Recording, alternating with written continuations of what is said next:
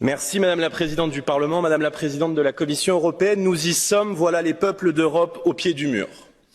Si l'état d'urgence énergétique doit aujourd'hui être déclaré, la guerre n'y est pas étrangère, mais ce sont d'abord et avant tout vos errements successifs que nous payons aujourd'hui. Vous illustrez parfaitement le proverbe français « L'enfer est pavé de bonnes intentions ».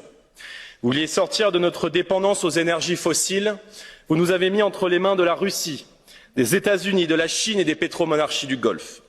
Vous prétendiez décarboner notre économie, nous rouvrons des centrales à charbon en raison d'une guerre absurde et irrationnelle menée contre le nucléaire sous la pression des Verts.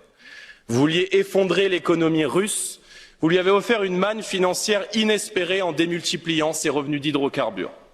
Vous prétendiez défendre l'écologie, vous importez du gaz de schiste américain à grand renfort de méthaniers.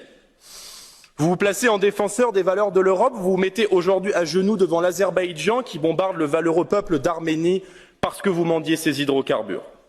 Vous vantiez les mérites de l'Europe sociale, vous préparez maintenant le rationnement de millions de familles françaises et européennes qui n'ont jamais tant redouté l'hiver qui vient. Par vos incohérences, par vos revirements insensés, par vos renoncements à la souveraineté, vous plongez nos peuples et ces entreprises dans la détresse en les confrontant à des urgences que l'on croyait d'un autre temps. La baisse de la TVA sur l'énergie, le retour à une saine maîtrise des prix par la sortie du marché européen de l'électricité, la taxation des superprofits comme le soutien indéfectible à la filière nucléaire sont autant de mesures indispensables pour empêcher que nous ne revenions à l'âge de pierre économique. Madame von der Leyen, partout les peuples d'Europe sont en colère. Il n'est pas loin le temps où ils vous demanderont avec la sévérité d'un juge devant le coupable: qu'avez-vous fait du rêve européen? Je vous remercie.